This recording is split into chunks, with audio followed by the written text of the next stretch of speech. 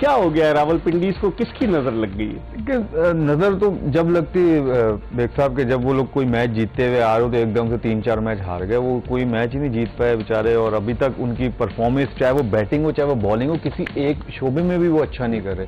पहले तो चलो ये था ना कि 214 करके हार गए, तो कह सकते हैं कि यार बैटिंग ने तो किया ना एक मैच में, तो बॉलिंग ने नहीं किया, चले हार गए, चले ठीक है। बट 214 के बाद उसके बाद ना उनसे बैटिंग में कुछ हो रहा है, ना उनसे बॉलिंग में कुछ हो रहा है, ना उनसे फील्डिंग में कुछ हो रहा है। तो जो भी चीज वो एग्जीक्यूट करने जा रहे हैं, हर मैच में कुछ ना कुछ चेंजेस लेके आते हैं, लेकिन वो उनको जो है ना फायदा नहीं दे रही, उल्टा ही हो रहा है, उनको पड़ रहा है। तो ओवरऑल अगर आप देखें, आज देखें जैसे उस्मान ख्वाजा का आपने बोला, फिर उन्होंने एक चेंजेस की, फिर भी लेकिन कामयाब नहीं, रन आउट हो गए ठीक है, बट बैटिंग में देखें शफलिंग वो करते रहना है। फिर आज फजल को 5वें नंबर पे भेजा, नहीं पहले 4 नंबर भेजा था इससे पहले मैच में, और आज 5 नंबर भेजा। तो डेरिल मिचेल फिर दोबारा ऊपर आए, साद मसूद को उन्होंने खिलाया, आसिफ अफरीदी को खिलाया, मुबस्सिर खान अभी ही ज्वाइन किया उन्होंने पिंडीज को, क्योंकि वो पहले नहीं थे। जैसे मैं कल भी बात कर रहा था, जिन्होंने डोमेस्टिक में आउट किए हैं तो वो तो है ही नहीं ना उसमें, तो ये Mubassir Khan one of them है। तो ये भी आए, ऑलराउंडर हैं, ऑफ स्पिन करते हैं, साथ में वो बैटिंग भी ऑफ स्पिन करते हैं, बैटिंग भी करते हैं। तो ओवरऑल अगर आप देखा जाए, आमिर ने थोड़ी बहुत अच्छी बॉलिंग की, लेकिन उन्होंने भी रन दिए, 4 ओवर में 31 रन, वही 31 रन दिए, लेकिन फास्ट बॉलर है तो फास्ट बॉलर, जैसे पहले 40 रन दिए थे, फिर 60 रन दिए, तो उसके मुताबिक अगर देखें तो इकॉनमी आज कदरे बेहतर है उनकी। और अगर जो थोड़ा फर्क आया ना इनकी, जो क्या कहते हैं, इनको जो 180 पे ये लोग चले गए, ये आया जो जब इन्होंने जहादत खान से 6 बॉलों पे 21 रन कराए। क्योंकि अगर आप ओवरऑल देखें तो किसी का भी स्ट्राइक रेट जो टॉप ऑफ अगर आप आ जाएं, टॉप ऑर्डर में आ जाएं, साउथ शकील ने भी रन किए 107 के स्ट्राइक रेट से, रोसो ने रन किए, उससे ये उम्मीद नहीं कि 126 के स्ट्राइक रेट से वो रन करेंगे राहिल रोसो। सिर्फ 243 का स्ट्राइक रेट था उसका हसन नवाज का, जिसने इम्पैक्ट डाला, 5 छक्के मारे उसने। एग्जैक्टली वही ना, उसी ने इम्पैक्ट डाला ना जो है उसका। लेकिन फता कलामी एक मरहले पर इनके जो थे वो 13 ओवर्स में 94 रन, आखिरी 7 ओवर्स में 88 रन बने, वरना 181 जस्ट बिकॉज ऑफ ये हसन नवाज और ये जहादत खान से। आप देख रहे हैं ना कि 39 उसने किए, 83 रन बने, 39 उसके हो गए, 21 उसके हो गए। आप देख लें 60 रन तो यही हो गए, 10 मतलब 20-22 रन जो है दूसरों ने बनाया। तो इन दोनों की इनिंग्स ने ना जो है ना वाहिद जो है ना फर्क डाला उनकी इनिंग्स। अब क्या देखते हैं रावलपिंडीज, क्या पैनिक बटन दब जाएगा या कुछ और करेंगे? नहीं, पैनिक बटन तो नहीं दबेगा, क्योंकि माशाल्लाह पैनिक बटन वाले हैं नहीं कोई भी लोग उनके पास। तो कूल है सारे, कूल है। देखिए क्रिकेट है, एक पता तो है कि अब जब नहीं हो रहा अब उस पर कुछ कर तो नहीं सकते, लेकिन हाँ उसको इम्प्रूव कर सकते हैं कि यार गलतियों से सीख सकते हैं। लेकिन ये कि एटलीस्ट, क्योंकि ऑलमोस्ट ये मेरे ख्याल से 95% कहते हैं, 5% फिर भी रखते हैं कि 95% ये बाहर हो गए, 5% फिर भी रखते हैं, ठीक है।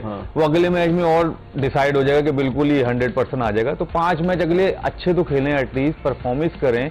जो लड़के हैं उनके पास चांसेस हैं, और टीम मैनेजमेंट के पास चांस है कि यार अपना एक बैलेंस तो बनाए, क्योंकि अगला साल भी खेलना है। फिर आपने कोटनी वॉश को लेकर आए हैं, वो आप अंदाजा, कोटनी वॉश को एकदम से सडनली आपने, ठीक है बड़े प्लेयर उनकी प्लेयर, सडनली आपने उठा के ला के आपने उनको कोच बना दिया। उनका एक्सपीरियंस क्या है कोचिंग का, और फिर यहाँ पर रह के देखें, यहाँ पर आके फ्रेंचाइज की जो कोचिंग करनी होती है वो पहले साल आके आप इतनी कोई अच्छे, डैरेन सेमी ने कमाल किया था, डैरेन सेमी, लेकिन पहले खेल रहा था और उसी से उन्होंने कोच बना दिया, तो उसको पता चल गया माहौल भी, फिर उन्होंने साथ साथ रखा उसको, तो उसके टाइम दिया है। अब जाहिर है वॉश को थोड़ी पता, अब जो ये लोग फीड कर रहे होंगे वो तो वही कर रहे होंगे, वॉश एक नाम है, सिर्फ फेस है आगे, भाई काम तो दूसरे कर रहे हैं ना जो बैठे हुए, जो उनका सपोर्टिंग स्टाफ है। तो आई थिंक इसका बड़ा फर्क पड़ता है।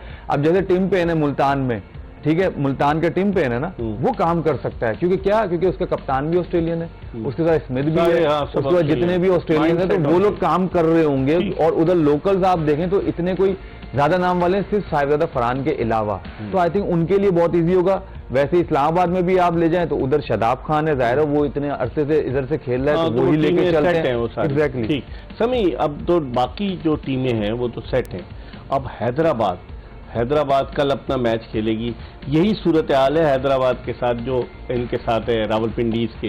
कैसे देखते हैं ये टीमें किस तरीके से कम बैक करें, या इनको मार्जिन दिया जाए कि ठीक है जी आप लोग पहली दफ़ा खेल रहे हैं, आपके कोचेज ऐसे थे, जेल नहीं कर सके। उनका तो जेसन गिलेस्पी है जिसको बड़ा तजुर्बा है, चले इनका कोटनी वॉल्श है, जिस तरह फवाद कह रहा है कि एक फेस है कोटनी वॉल्श का। लेकिन समझते हैं कि इन टीमों को एडजस्ट होने में 2-3 PSL लगेंगे, या एक ही इसी PSL में ये फारिग हो जाएंगे, एडजस्ट हो जाएंगे। बिल्कुल इकबाल भी सही कह रहा हूँ कि जिस तरह से अभी ये हालात लग रहे हैं कि टीम में बिल्कुल ये दोनों जल नहीं लग रही। लेकिन देखें, आप कोचिंग की बात की, कॉस्टली वॉर्ड नो डाउट एक बहुत बड़ा नाम, लेकिन आप दुनिया के किसी भी कोच के लिए आए तो 2 दिन में वो जादू तो नहीं करेगा।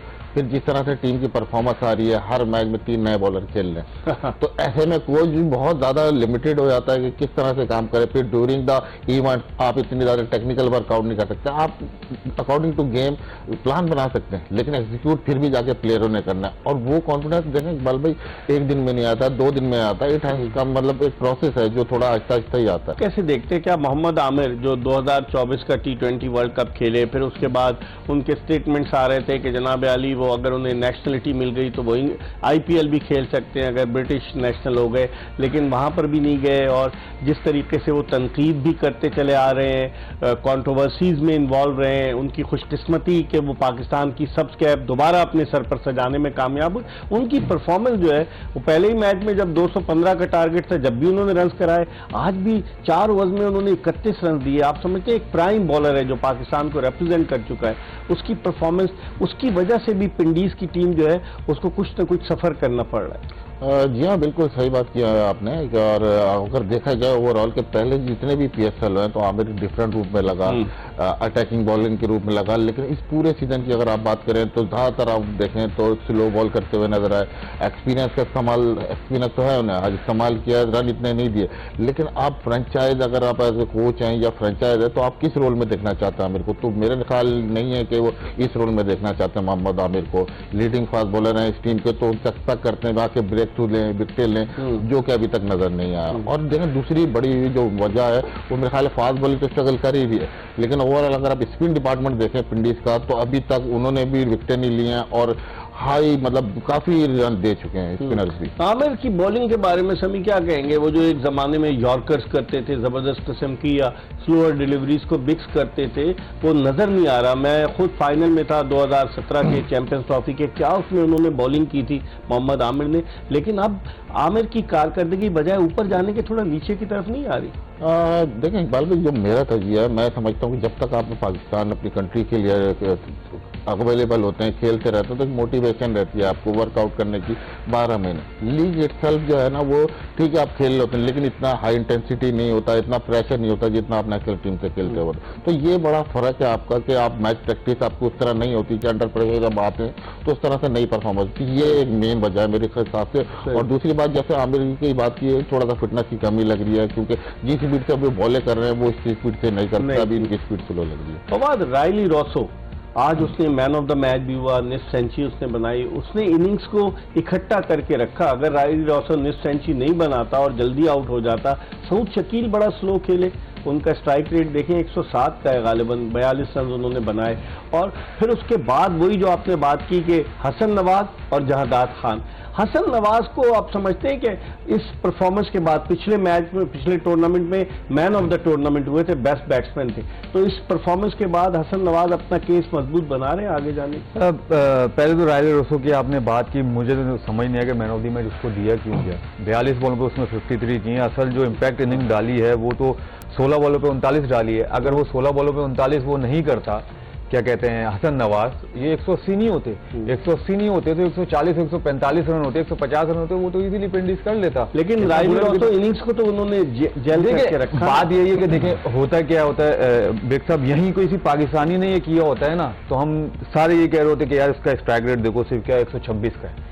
यही उसने किया है तो उसने जेल करके रखा है, या मतलब उन्होंने इनिंग बिल्ड की है। ये हमारा बंदा जो है ये इनिंग इस तरह खेलता है तो वो कहते हैं इनिंग बिल्ड कर रहे हैं, इसका स्ट्राइक रेट नहीं है। मतलब दो राह हो जाती है बातों की। तो मेरे ख्याल से हमें देखना चाहिए कि T20 को क्या नीड है। 3 नंबर आए हैं आज, वो 3 नंबर से 126 के स्ट्राइक रेट से नीड नहीं है। पहले तो उनको नीचे भेज रहे थे लास्ट मैच में, अगर आप देखा तो उनको 5 नंबर भेजा, पहले उनको फिर 3 नंबर भेजा, फिर 4 नंबर भेजा। अब जैसे नाफे की मैंने बात की थी, लास्ट मैच में उसको ओपन कराया, अब उसको 5 नंबर भेजा है। ठीक है, तो पहले 4 पे, फिर 3 पे, फिर ओपन, और अब 5 नंबर। तो मैंने कहा ना आस्ता आस्ता ये नो कि नाफे भारी हो जाए, क्योंकि अगर उसकी भी इनिंग्स आप देखें जाए तो 5 मैचों में उसका भी 70 रन भी नहीं है टोटल, 50 रन भी नहीं होंगे। कीपिंग भी उससे करा रहे हैं, एक मैच में की, एक मैच में की, आज कीपिंग में की, आज फिर जो है उसने हार्पर ने की है कीपिंग ने, सैम हार्पर ने। तो मतलब ये चेंजेस करे जा रहे हैं, हालांकि ये तो जीतते भी जा रहे हैं। बात सिर्फ ये है इकबाल भाई कि जैसे हसन नवाज पे आता हूँ मैं, ये जो नाफे है, अब मुझे बताया ना, ये जब पाकिस्तान की अगर इनकी सिलेक्शन होगी तो किस बेस नंबर पे होगी? बेस क्या होगी? पहले तो आपने विकेट कीपर कर लिया, फिर आपने उसको एज अ बैट्समैन किस नंबर पे खिलाएंगे, किस नंबर, उसको कीपिंग तो कर ही नहीं रहा फ्रेंचाइजी। अब हसन नवाज पे आते हैं। हसन नवाज देखिए परफॉर्मर तो है, पहले भी उसको पीएसएल से ही पिक किया गया था, फर्स्ट क्लास परफॉर्मेंस या वनडे डोमेस्टिक वगैरह से उससे नहीं, उससे पिक किया गया था, उसे पीएसएल से किया गया। इस साल भी उसका पीएसएल तो बहुत अच्छा जा रहा है। बात मैंने पहले भी यही कही थी कि उसको अगर आपने खिलाना है तो उसको वो ऐसा बैटर है कि वो फास्ट बॉलर्स को भी अच्छा खेलता है, स्पिनर्स को भी अच्छा खेलता है, बट उसका नंबर एक थोड़ा सा फिक्स करना पड़ेगा आपको, ताकि जब भी वो आगे उसको भी क्लियर माइंड होगा, 4 नंबर खेलूंगा तो वो परफॉर्मेंस और डिलीवर भी अच्छा कर सकेगा।